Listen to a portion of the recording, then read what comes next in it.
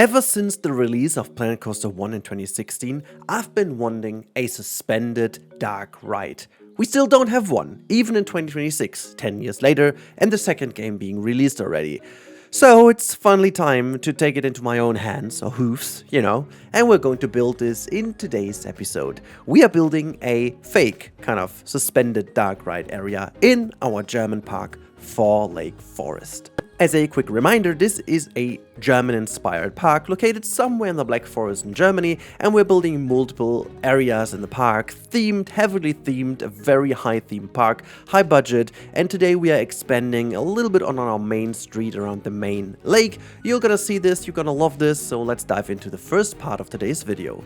And we have to just make ground, quite literally. So what I was doing first was just changing a little bit of the lakeside, how the nature runs, because my idea was to have like a little stream going from the center of the Darkride area all the way into the lake to get a bit of movement into the theme, but also to make the visual a little bit nicer, to break up the area between what's going to be the end of the station, where people get off the ride, and the entrance to the station, because both of them will be separated. Now that said, I also opted to change a bit of my video presentation style, as I think the time lapses may have just seen the end of their lifespan, and I'm gonna do a bit of a different presentation, so you let me know in the comments if you like it. But after I've been preparing that little land over here, it was time to prepare a bit more and think about what comes next. And if you've seen my tutorial lately, you know what's coming. I actually detailed the little river already quite a bit. I wanted to make it look very natural, very realistic, very kind of overgrown and rocky and real, because from the other side, actually from the island of that little lake, it should really focus on that little river in the center. That should be a really nice focal point. And I wanted to be really looking nice and gentle and realistic and cozy. So that's why I was spending already quite a bit of time at the beginning to make it look real. When that was done, I already spent a couple minutes to put in some of the retaining walls. That is not fully detailed yet, but it's very important to lay out already a bit of a ground to understand how tall and how high will be the area where the pathway will be going, where the plaza sits, how tall and high can be the railing, so just to get a basic idea where I want my plaza to go. Once that was done, I went in with a couple of platform tools this time around. I wanted to make the VFX effects a bit more realistic, and I found a solution by using these platforms in a nice little way to push the foam effect outward a little bit and sink them back into the ground, so they come up again when, basically the platform pushes it all the way to the outside, then it goes down, swipes all the way back, and from the waterfall sprinkle effect, it comes all the way back. It looks kind of cool in-game, not gonna lie. So that was really important to me to bring it in at the beginning before we actually went to the station. Because this one is tricky. Obviously, we don't have a suspended Darkride in the game, so I needed to use another coaster, which is purely fake for the moment being, but I wanted to use one which is obviously suspended, so we used one of the suspended inverted coasters in the game, and I went for the two-seater. However, I also wanted to go for a separated station load and unloading system here to hopefully be able, if we will ever get a real ride or a mod for that, to place these two exactly into those two spots. It is a risk because we do not know how that's going to turn out in the future, but I wanted to have this specifically on both sides of that little river I planned in, and so here's why I put it into this specific place. When that was done, finally it's time to lay out where certain buildings should go. And as always, I keep saying that, but now as a reminder for you guys, if you want to build it yourself, I always start with very simple, non-detailed blocks, okay? We're just going to place some of these 4x4 walls in, just make sure that I have a basic idea where the buildings go and how they look in comparison to each other, because I want to see the dimensions, I want to see how tall I can get them, and how they act in a scene together. This is basically why I'm plopping all these things in the way you see them being plopping in over here before I go on and keep on detailing. When that was done, I focused on building the bridge quickly because, it's a bit tricky to build with the pathways afterwards, so I decided to go in and make that bridge right at the beginning and put some of the pathways in, just to be sure that I have this all laid out, and, little details can be adjusted later, but to be sure that I have everything at the base at the beginning done. Because the next step is setting the scene. For me, this is the most relevant point, and this is why I'm taking a bit more time with this little spot over here. This is where I decide which exact style I'm going for. So for the 3 main buildings we are having over here, I went in and decided to which style I wanted each building to go. And for me personally, it was important to have a matter of difference, but still making them work together. So we are in the Black Forest, and I wanted to keep these kind of Black Forest, medieval German kind of timber built houses, but also pair them with a bit more stone and plaster and these kind of things, so pair them in. But also I wanted to go into, inspired by what Walt Disney does with Snow White's Flight or Peter Pan or stuff like that, this kind of style of the station, semi-open. You can see the ride passing through, so I wanted to make sure that there's a big of an open spot, almost like as if these were like open storefronts, you know, in which you can look into. So I wanted to decide how to do these, but I also knew I wanted to go with a couple of different sized awnings in the beginning or in the front, so to have a very interesting layering between the different buildings and not make everything super flat. That was very important before I then later on go on to style the finished buildings. For me personally, this is a super important point during my build, because when this is set, this is the style I'm keeping for the entire build. This is what's going to give me the idea of materials and builds and stuff like that I'm going to use later. So that was a very important step, and I've gone for 3 different types of buildings here. The one has like a stone layer on the ground, the other 2 ones work a lot with wood paired with stone, and I think that works just beautifully. After this, for me personally, it's very important to set certain details for the area, for the wider area, and I started to build a custom little fence. You know, these little fences for me personally are super important. I wanted to make one typically tailored to a theme park, because that's just technically what I do way too seldom, and I wanted to do this specifically in this area to give that little extra bit of detail and unseen element for the region. And I'm really happy with how that turned out. It's very much inspired by a railing in Monschau. It's just one of the fences I found over there. Just pretty simple, built from there, but I thought it's going to be fitting very well. Next up was dressing up the queue area. You can see there is still the pinkish queue at the beginning, but I quickly decided to change this up. I wanted to have the queue actually on the plaza to see people queuing up for the ride. That was something very important to me, simply because I thought this is, you know, as the ride itself doesn't spark that much interest because it's all going to be fully indoor. And yes, we have it peeking through some of the windows and some of the storefronts, but it's not like this main kind of thing, you know, that you would expect there to be. So at the end of the day, I decided to create this outside of it. And yeah, it's a pretty basic queue, but it is actually cool because of it being in the center of the scene. As a next part, I am going to focus a bit more on the already talked about storefront. I made sure that already the main building where the entrance, like this loading station is, gets this very nice style, and therefore I have a bit of a time lapse here for you this time around to see, you know, how I kind of choose the different type of pieces to create that station.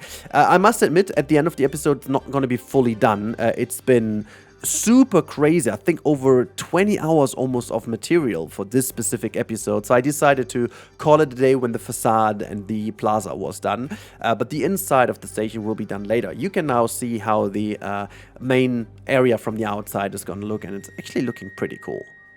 So if you're asking why this takes so long always, here's it. I have been building custom windows for all of the buildings, and this means not only the windows themselves, but also making sure that they are always sunken in different layers. I've looked into some of the buildings also in various cities in the Black Forest area and region, and most of them are not fully flat. They lean outwards, and that is because in the medieval time or in previous times, you only would pay for the ground level size of your building lot. That means the higher you go with the building, you could go to the outside without paying more. This is why you see a lot of these buildings in the medieval times have a very small footprint on the ground, and then they work themselves outwards to the upper layers of the building just to gain more space for the same price, you know, because they were not limited in height or whatever. So whenever there was space, and mostly in these row houses, you didn't have space to the sides, so you would go naturally to the front or to the back, which is a very interesting fact, but also I wanted to incorporate that slightly into here. However, sure that takes a lot more work because you need to tailor all these buildings in. And of course, we are working with some forced perspective in here as well. That means every other layer is getting ever so much smaller to give the appearance of it being a taller building than it actually is. The next step is kind of the more annoying one for me personally, and this is roofing or roof building. See, the thing is, when you do custom roofs, it's sometimes very fun because they look pretty cool, but also it's super tedious because you need to just kind of get all the angles in and making sure that you take all the pieces to really make it seamless. Thank God we've got scaling because that makes things a lot more simple, a lot more alignable, and is that even a word, alignable? Whatever, you know what I mean. And so it was at the end of the day some good stuff, but looking at the footage, I can tell you that it was almost like an hour, let alone for this one roof over here. And then we are skipping to the next one, which is going to be a slate roof. However, I must say that a slate roof is just relative, but I also wanted to make a slate front. This is also something typically German. Also our house has it. Personally, I don't like it so much. I would love to get rid of it at some day, but it's been done very much in the past time, using slate also as a wall element to where the roof is, and so I use these slate tiles to make sure that this looks kind of nice from the style from the front, and it does actually, and it adds some very cool, interesting look to the scene. So the next 2 hours of my footage were spent into fixing actual issues, filling in gaps, putting in the windows that were not put in yet, made sure that some little glitches were fixed, and so on and so forth. It's just like, it's one of these things you can't really put in a time-lapse normally, and I think this is what I mostly skip, but it's kind of cool to show you now in a couple of little frames here how I fix some of the issues and like make sure that also the backside of the building is prepared for being or becoming something better looking in the future. So that is usually some work that you don't see, but here's a little example of this being some tedious stuff as well. Another thing I usually neglect, at least for the beginning of the build, is like decals and making things look a bit more worn out. Today, I wanted to bring this in earlier as it is a central element of this area, and I wanted to make sure it is actually been done early on before finishing the whole thing off. So I used a whole couple of decals and stuff like that, moss and some of these like worn out pieces for asphalt and so on, and I created like a very nice looking area indeed. Used a lot of these things on the buildings, on the roofs and so on to make it look a lot more worn, a lot more nice, and again, this helps to sell a realistic idea, because usually in real life, even if things are just opened, they are not fully perfect, weather has already had its impact and so on and so forth. So that's a big recommendation from my side to also do that way more early and way more often. Bring in decals to make your things look a bit more worn.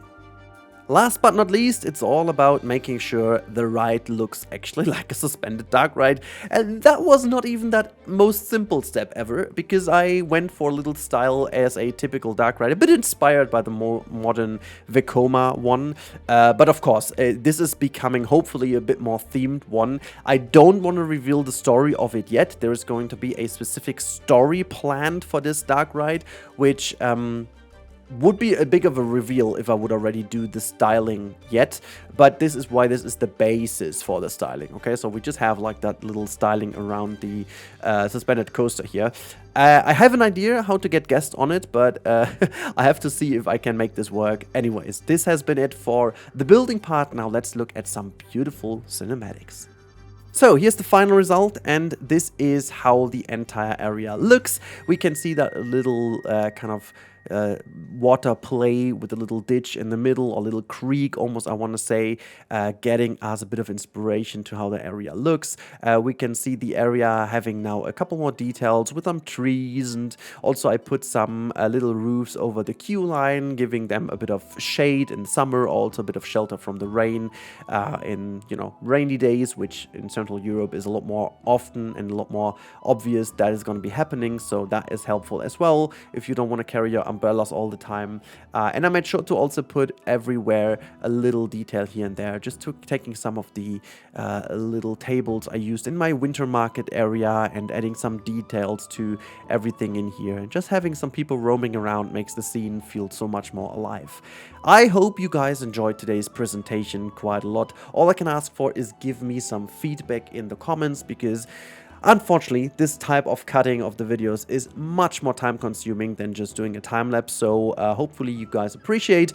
This is a new style, and if it works, I am more than happy to continue doing this for you guys. Quality matters, and so I'm willingly doing this if you guys enjoy this style more than the time lapse. But it's also fair if you guys say this is just the thing I like, the time lapses are cool, so keep on doing this. You know, I don't mind at the end of the day. I like both styles quite a lot, so that's that. But also, I am willing to improve upon what you guys want the most. Another thing I would like to ask you guys is to join my Discord. I have not really been too open and too public about this in the last couple of years after we did the switch back to Discord, because I just want to keep this like a little cozy corner, which I still want to. So no obligations to be active or whatever in the Discord. So if you just want to have a little fun place to hang around and get some notifications eventually, that's your place. But the reason I'm asking, while I show you more beautiful shots of this area, is simply because it helps me to get rid of the dependency of the YouTube notification system and so on. So in here you will be always notified when there is something new from me, and if you like me as a creator, this helps you to be just notified about when there is something new. So many people have told me they haven't seen stuff from me in the last couple months despite me uploading constantly. So here's to that. If you want to join, the link is in the description as always, and if there's more support you're willing to do, you can either become a member, do a super thanks, or just simply watch more videos. That's that simple. Thank you so much for watching as always, and well, I see you in the next one. Not sure when exactly this one is going to be happening, next week or the week after, because there's like Carnival here in Germany coming up next week. Gotta be a bit of a busy weekend. Who knows what's else coming, but I'll see what I can do, and then we see each other again with the next episode. Until then, have a wonderful time, and bye.